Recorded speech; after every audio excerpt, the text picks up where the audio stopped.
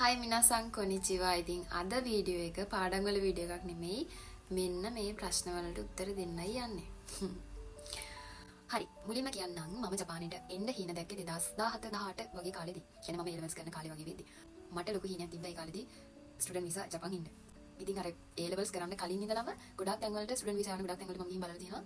ඒ හැම තැනකදීම කිව්වේ ලක්ෂ 16ක් ලක්ෂ 20ක්. ඒ කාලේ අවුරුදු 5කට 6කට විතර කලින් ලක්ෂ 25ක් ඒ වගේ. මම ඉතින් අල්ලලා දැම්මා මොකද අල්ලලා නිකන් හිටියා මොකද මට 16ක් 20ක් කියන එක මට ලොකු ගාණක් ඉතින් මට ඕනෝනේ ඇත්තටම මේ කරදර කරෙත් නැහැ මට කොහොමද මම ජපානට යවන්න එහෙම කියලා ඉතින් දෙමව්පියන්ට ඔය දවස්වලදී ඔය කාලෙදී මට ආරංචි වුණා ලේ ජපානට යවනවා කියාගිවස්ලා විදියට කියලා ඉතින් නොමිලේ කියද්දී විශ්වාස කරන්න බැහැනේ අදටත් දැන් නොමිලේ කියද්දී ගොඩක් අය විශ්වාස කරන්න බැරුව ඇති කොහොමද නොමිලේ යවන්නේ එහෙම කියලා ඉතින් ඒක ඇත්තටම ඇත්ත මම නොමිලේ ජපානට ආවේ හැබැයි මට ලැන්ග්වේජ් එක කරා මම ඒ කාලේ ඇල්ෆබෙටික් කියලා කිසිම දෙයක් දැනගෙන හිටියේ නැහැ මුලින් ඉඳලා ඉගෙන ගත්තා මුලින් ඉඳලා ක්ලාස් ගියා N5 4 වෙනකම් කරලා ඊට පස්සේ වීසා ප්‍රොසෙස් එකට කාලෙ තිබ්බේ ඉඳන් 3 කරලා මේ තුනම කරලා ඊට පස්සේ අපිට ඕනනේ ජපාන් ඉන්න වෘත්තීය සුදුසුකමක් හදා ගන්න ඕනනේ ඉතින් ඒකේ කෝස් එක කරේ ලංකා හොස්පිටල්ස් එකේ දවස් 45 කෝස් එක ඉවර කරලා ඊට පස්සේ අපිට තිබ්බා ජපානයේ අපිට තියෙනවා ඉන්ටර්විව්ස් ජපානයත් එක්ක ඉතින් ඒක පාස් වුණාට පස්සේ ජපානට එන්න පුළුවන් මේ මම කතා කරේ අවුරුදු 5කට කලින් මම කොහොමද ජපානට ආවේ කියන එක N5 4 3 මේ තුනටම මට වියදම් වුණේ ලක්ෂයක්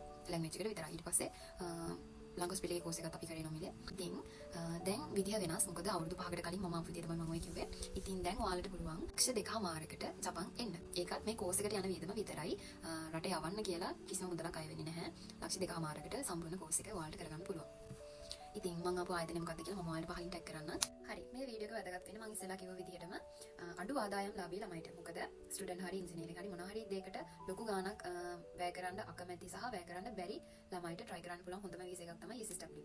ඒකෙනොත් මම කතා කරන්නේ මේ SSW caregiver කියන කැටගරි එක ගැන විතරයි. තව කැටගරිස් ගොඩාරියක් තියෙනවා. SSW caregiver ආපු කෙනෙක්ට තියෙන වාසි මොනවද? SSW caregiver ආපු කෙනෙක්ට පුළුවන් අවුරුදු 3 ඔයා caregiver කෙනෙක් විදිහට ජපානයේ වැඩ කරාට පස්සේ ජපානයේ තියෙනවා caregiver license එකට exam එකක්. ඒකට ජපනීස් වලින් කියන්නේ කයිගෝ ෆුකුශිෂි කියලා. ඒක ජපාන් caregiver බලපත්‍රය. ඒ බලපත්‍රය ඔයා ගත්තට පස්සේ ඔයාට පුළුවන් ලංකාවේ ඉන්න ඔයාගේ හස්බන්ඩ්ව හරි වයිෆ්ව හරි ජපානයට ගන්න. ඩිපෙන්ඩ් වීසා එක යටතේ ජපානයට ගන්න. එහෙම නැත්නම් ඔයාගේ ළමයිව හරි ජපානයට ගන්න පුළුවන්. ඒක තමයි ඔයාට තියෙන ලොකුම වාසිය. ඒකෙදි මම දකින එක දෙයක් තමයි ස්ටුඩන්ට් අය ගොඩක් මහන්සි වෙනවනේ. කියන්නේ ජොබ් එක කරන ගමන් ඉගෙනත් ගන්නවා නින්දක් නැහැ නේද ලොකුවට. ඒ උනාට caregiver හරි වෙන කැටගරි එකකින් SSW වෙන කෙනෙක්ට පැය 8 වැඩ කරාට පස්සේ part time තහනම් නිසා පැය 8න් පස්සේ ලොකු කාලයක් ඉතුරු වෙනවා තමන්ගේ ස්ටඩීස් වලට. ඉතින් එහෙම කැමති කෙනෙක්ට පුළුවන් ඒ පැය 8 වැඩ කරලා මහන්සි වෙලා ඉතින් එක්සෑම් එක ගොඩ දාගන්න. ඉතින් ආපස්සට හැදිලා බලද්දී වියදම් කරපු ගාණ ගොඩක් අඩුයි. ඔළුවේ තියෙන ස්ට්‍රෙස් එක ගොඩක් අඩුයි කියලා මම හිතනවා ස්ටුඩන්ට් වීසා එන කෙනෙක්ට වඩා. මොකද පැය 8යි වැඩ part time නැහැ. පැය 8න් පස්සේ ගෙදර ඊට පස්සේ තමන්ගේ අධ්‍යාපන කටයුතු හරි එහෙම දෙයක් කරගෙන නිදහසේ ඉන්න පුළුවන්. සහ තියෙන මේ බෙනිෆිට්ස් ටික කවර් කරගත්තට පස්සේ හොඳ සැලරි එකකට ජපානයේ වැඩ කරන්න පුළුවන්. ඉතලා කිව්වා වගේම මුදල් අපහසුකම් තියෙන කෙනෙක්ට try කරන්න පුළුවන්. හොඳම වීසා එක තමයි SSW කියලා කියන්නේ.